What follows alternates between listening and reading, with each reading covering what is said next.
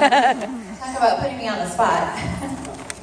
It's actually really exciting for me to be here more than anywhere that I've ever spoke for Super Saturday before, because this is where I grew up. This is my hometown. So,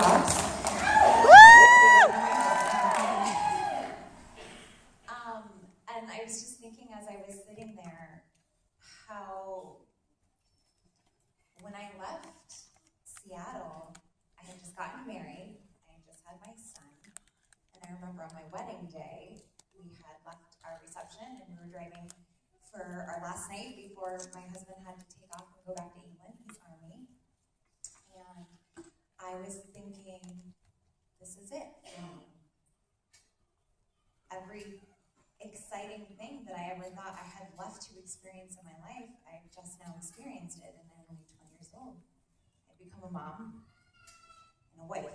And I was like, well, that's it. I went from this super high of having the best day of my life, marrying the man of my dreams. We've been married for almost 13 years, and becoming a mom, thank you. Not many people can say that anymore. And I went from this high to this low of thinking that I really had nothing left to look forward to. Never having a clue that my life would look like it does today, where people would want me to fly all over the country and hear me speak. If you had told me that 13 years ago, it would have been fun. I would say, about what? How to slang pot?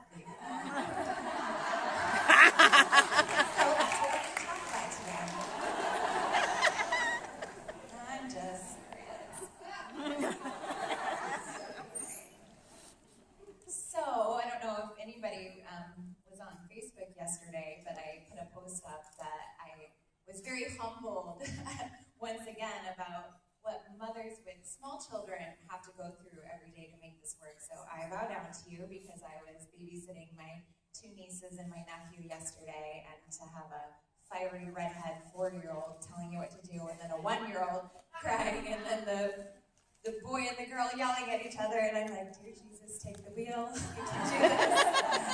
As soon as nap time hit, I knocked out my slides, and I realized, well, this isn't what people are usually used to from me. I usually design everything as my thing, so we're going to keep it very simple. This is pretty much all my slides look like today. So I just want to kind of take you guys through. Take you guys through a little bit about where I came from, because I know sometimes it can be cool to hear those accolades, 9-star and 2 business owners. To anybody outside the Beachbody world, they're like, wah, wah, I don't know what that means, not important, right? So it's cool because I'm in a room with people who get me. But I was born in North Carolina. My father was Army Special Forces. And my parents divorced when I was 4 years old. They decided, okay, so I went through about a year of my life where my dad was completely MIA. I don't actually even remember this. My mom told me this as an adult, that he just kind of up and left and we didn't hear from him for a year. My parents have been remarried 4 times each, and so every time they would get remarried, I had this new family that now I'm supposed to love. My grandparents, new brothers and sisters, sometimes cousins, and so embracing them and falling in love with them, and now they're part of my family, and then one day they're gone because divorce happens. I had an abusive stepfather growing up, especially through my teenage, towards the end of 6th grade and then to junior high school, and I would sit there and listen to my mom crying, and I remember one night, I was 9 years old, and I heard her yelling, no, please get off, don't hurt the baby. And I lay there and I cried and put blankets over my head.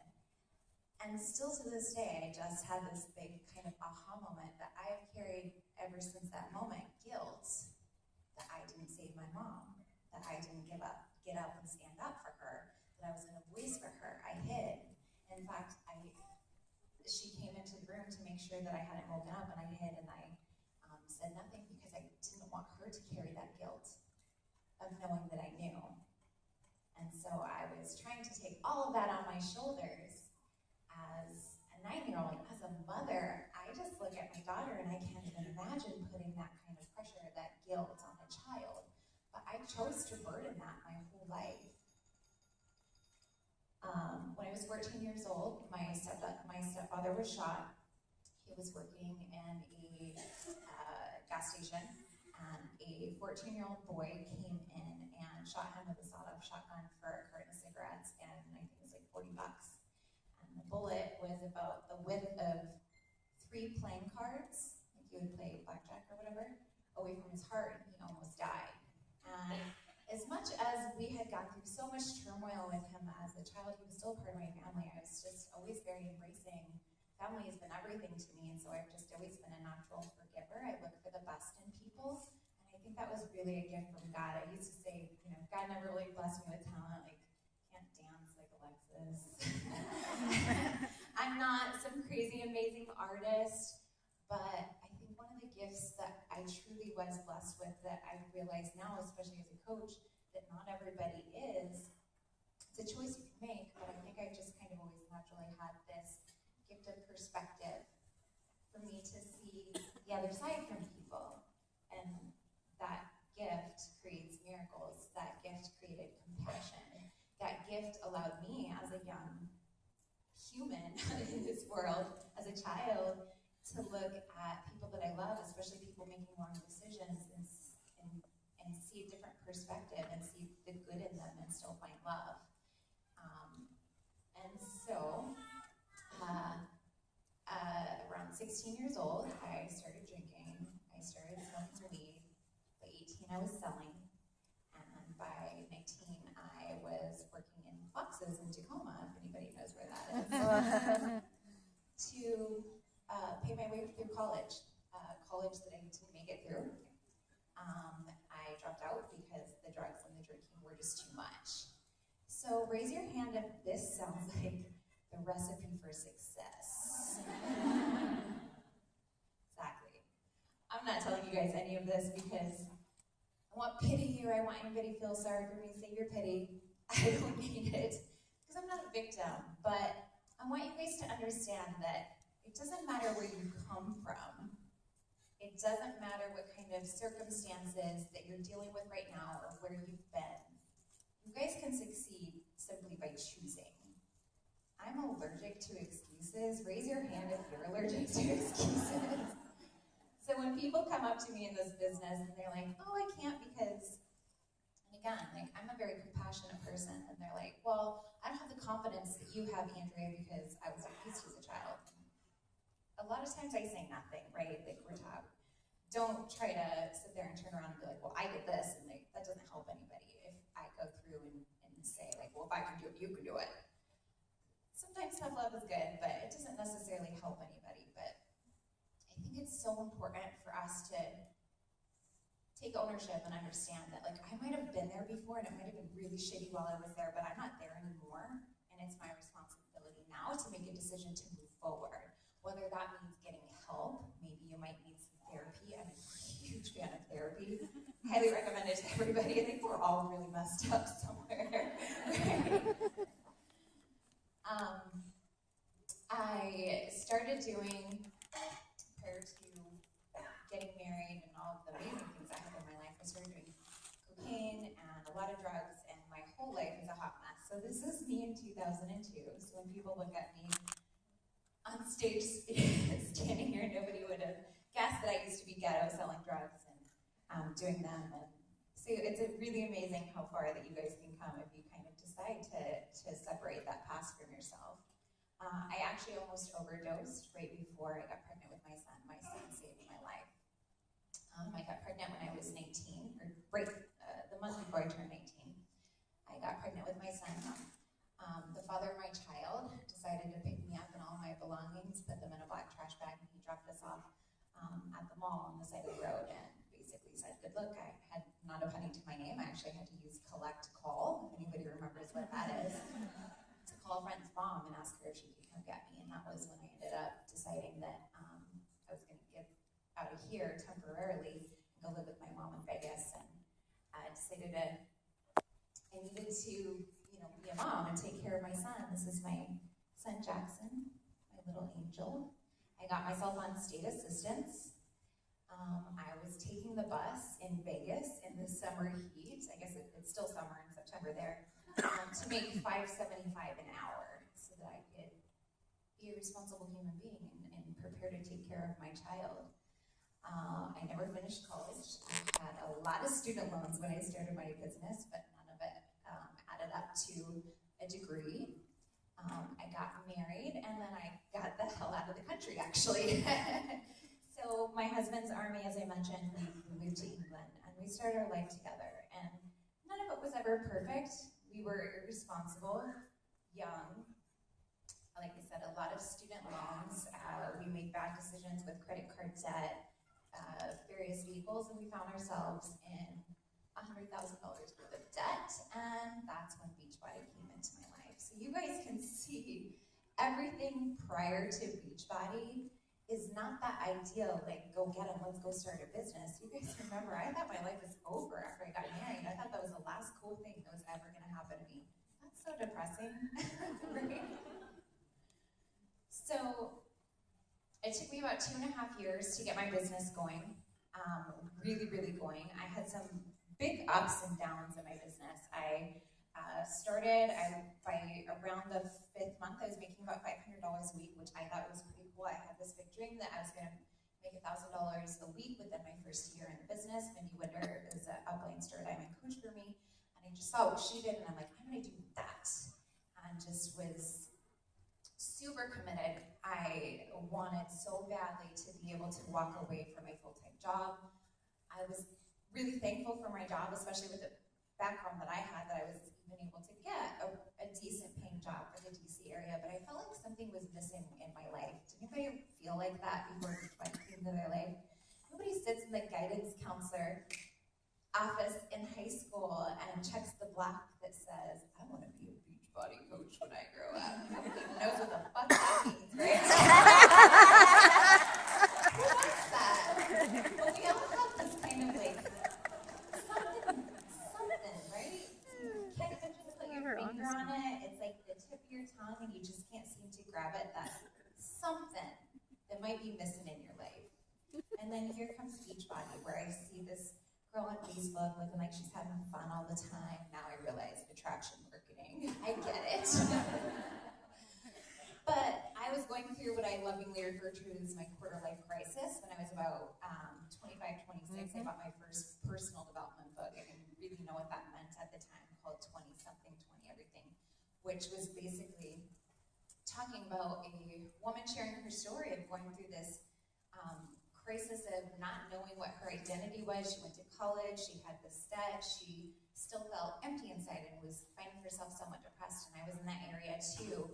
My husband had literally just returned home from Afghanistan. If anybody thinks like, oh, it's not really necessarily a right time to start a business, this was my life. I had just moved from Vegas to DC. My house was still in boxes. I was trying to get my kids into school. I had to go back into the office and work, and here's this girl that I keep seeing on Facebook, and I actually reached out to her, and it took me a month to watch the What is Coaching video. Follow up, guys. If she never followed up with me, I don't know if I would be a coach or not. I'm just really thankful that she was consistent with her business and was following up. But it took me double the amount of time that I had initially thought that it would take me in order to make this business work. I went through so many ups and downs, you guys. Trust me. Nobody comes into this business, and it might look from the outside view that it's just so easy for them. Like, we come up with all these excuses. They're prettier than I am. They have this huge network. They have resources that I don't have. They might have a supportive spouse. You guys, everybody deals with struggle. Everybody goes through it. So you have to look for these opportunities to say, okay, this is what I'm working with right now, and run with it. So it's really hard to try not to fall off the stage. So about 2.25 years into my business, I was able to quit my full-time job. So it took me from September of 2011 until the end of 2013 to be able to match my full-time income, just making consistently $1,000 a week. I went then from that 2-year point of making about $1,000 a week and replacing my income to going 100% all in after I walked out of my full-time job, and now able to make anywhere between $1,000 to $2,000 a day, which is ridiculous, right? That girl who walked into this business with no college degree, a background in cocaine. Am I just helping any excuses float out of the room of saying, I can't do what she did? There's nothing that's going to create, there's no common denominator between any successful coach except for that they don't give up. Whatever your version of freedom is, you can have it. You have to decide. You have to, the first time I heard Tony Robbins use the word resolve, everything really clicked with me, because I remember when I made that commitment of going all in my business, it wasn't a matter of if, it was a matter of when. That mental mindset of, oh, I hope I can succeed if I can manage to get this off the ground, if I can manage to hit Success Club every month. Fuck that, it is when I will be successful and quit my job, be home with my kids. So, you guys have to, there's a statistic of anywhere between like 10 to 20% of the people that come to this business will actually make something of it. Whether it means just some consistent income, $500 a week, all the way up to, $1 million status. We're six-figure, seven-figure income earners. That's about the top 2%, right? Which one are you? Raise your hand. Are you the 2%er? That's it? There's no holding my hand up right here. All day, my friend. Where's the resolve? Let's start over. Remember what I just said about resolve. It's not a matter of if, but a matter of when. Now let me ask again. Who's a 2%er in this room? Fuck yeah. That's what I'm talking about. Okay, so what I want you guys to imagine. Nobody knows what your experience is going to be like as a coach or in life in general. But let's just say, for example, that we start our lives and God hands us this contract and he says, Andrea, this is how this is going to go down for you. He says, dear Andrea, you're going to have to go through parental divorce, abuse, financial struggle, early pregnancy, drugs, $100,000 worth of debt, losing friends and family, and then you'll be successful and living the life of your dreams. Sign here.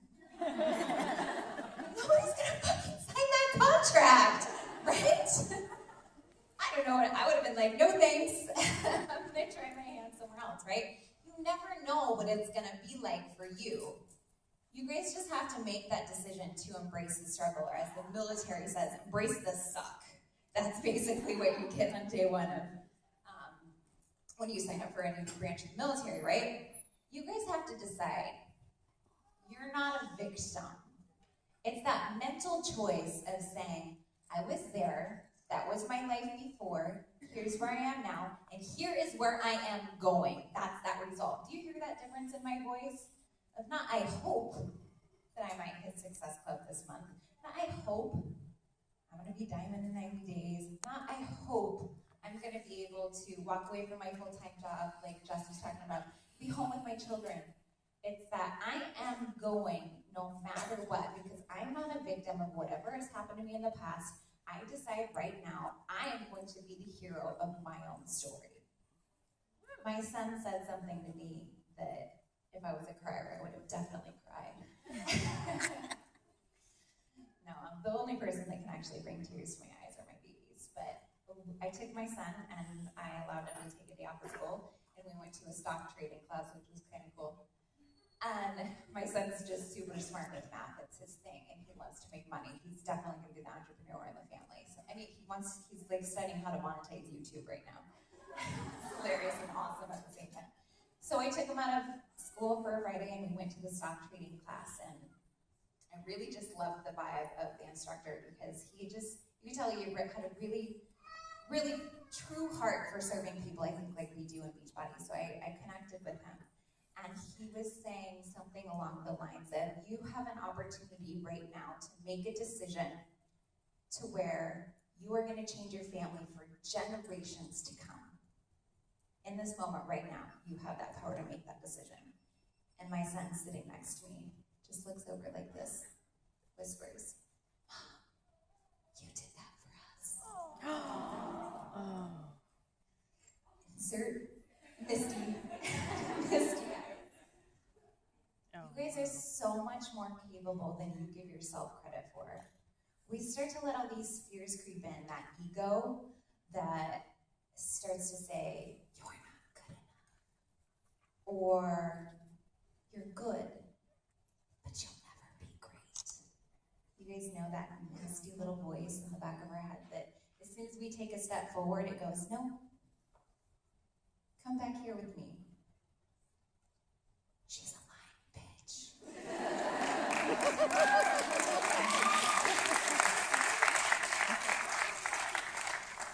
We have thoughts, like a bajillion thoughts going through our head every day, right? We all know that. Like, the chaos going in my brain, it's a miracle that I even got here properly on my flight, sat down and managed to buckle my seatbelt. I get distracted coloring my friends. But we have so many thoughts going through our brain every single day. The reality is that a huge number of them are not even true. We start to build up these stories, and then sometime when the story feeds the fear that we're looking for to kind of give us an excuse to not try as hard, we start to believe it. And I think that if we sat down and we really analyzed, we would say, that's not even true. Where did that concept or idea come from? Most of the time we know that it's not true, but yet we still manage to feed into it anyway. We start this business, nobody's holding a gun to our head when we pull the trigger on the business, right? We're excited. We have this blank page, if we're creative, anything that's a blank space for me is super exciting. And I came into my business, and maybe you guys can relate to this, and as soon as I saw the picture of what I wanted my life to look like and how Beachbody was going to be the vehicle for that, I got so excited about the possibility. And then all of a sudden, the fears start to creep in, and it gets hard, and we get a no, or we gain rank and we lose it, and then we start to diminish that want to protect ourselves. We say little things like, I don't really want Success Club that bad this month anyway. I don't really want Beachbody. What is Beachbody really going to do for me? Even though on day one, we're like, yes! And we're shaking our family and beating down doors because we're so excited. But then as the hard stuff starts to set in, we start to talk ourselves out of it, don't we? All of a sudden, we're like, oh, it's not really that important. You guys have to take ownership over commanding that voice in your head that's trying to keep you stuck. It's your decision right now. So if you guys look at your background and you start using those BS excuses again with me, or with your coach or whoever, yourself, your spouse, I want you to remember the words that I just whispered to you. She's a lying bitch. Okay? I'm sorry if they're children from. I hope Blair told everybody that there's a parental advice.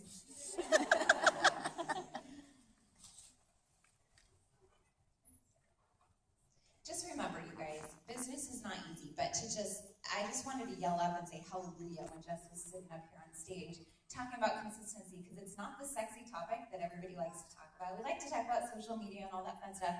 Everybody's looking for that cool trick, that magic pill that we know doesn't work for weight loss, yet we look for it in business, right? If it were easy, we'd all be rich, wouldn't we?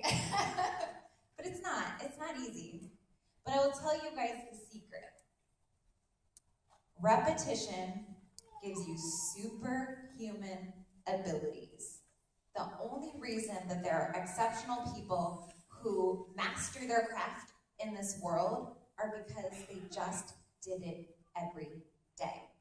Raise your hand if you think that you can commit to that for your business.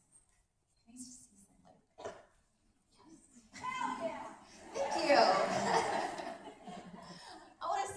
walking out with resolve when you get out of here. So here's a little mindset tip, and I feel like you guys all knew what I was going to say at the end of this. You guys just kind of built up what I was going to just try to emphasize. So here's what unsuccessful people, the difference between unsuccessful and successful people do. Unsuccessful people see the struggle, and they say, I can't do that. I don't have what they have. I can't possibly do that. Now, what did I just tell you about what I didn't have before I started my business? So you guys can clearly see that it doesn't matter where you were, it matters what decisions you make going forward. But successful people say, I can't do that. I don't have what they have. So I'll go build it. That's the difference, you guys. It's that resolve, that commitment of, I don't have what they have, but I'm going to figure it out. That's my number one core belief that you need to be successful in this life, is the belief that no matter what comes your way, you can figure it out, right? So basically, what successful people are going to say that would be the opposite is, I can't do that, I don't have what they have, so I'll go build it. I need to find someone to learn from. I can figure this out. You guys follow Marie Forleo. She's one of my favorite online marketers, and she has a quote that says, everything is figure-outable, and I just love it, because it's like, it doesn't matter. Someone has already paved this path for us. Just go find an instructor. That's why personal development is just emphasized so much on the Super Saturday video. And then the 1% rule. This is what I teach my coaches. All you guys have to do is be 1% better today than you were yesterday. It's kind of like the slight edge, right? Be 1% more focused. Be 1% more disciplined. Be 1% more loving. Whatever your goal is, maybe it's your relationships, maybe it's your parenting. Be 1% more patient. Whatever it is, just 1%. But imagine if you did that every single day for a year. You'd be a whole new person in 365 days, wouldn't you? You guys would blow your own mind. I blow my own mind looking where I started when I got on a plane and I left Seattle to where I am now. I'm a completely different person. Whereas before, I thought my life was over. I thought I was going to never do anything cool again. And here I am now where my life is. I get to fly around the country and I get to speak to people. At the end of this month, I get to go talk to high schoolers in Las Vegas in a low-income community and share a little bit of that story about where I came from and let them know that they can do anything they want to do. That's my life. That's so freaking cool, right? 1%, you guys. 1%.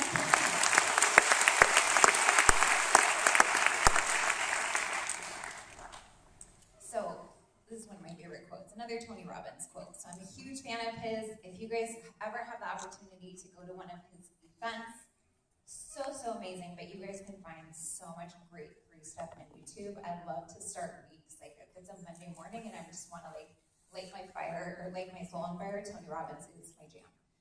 But he always says that your life is a reflection of your standards. So if you guys want a better life, you have to raise your standards. I used to also be allergic to the word discipline because I'm a creative and I'm a free spirit and I don't like to be told what to do. Raise your hand if anybody else. Okay, great, I'm not alone here.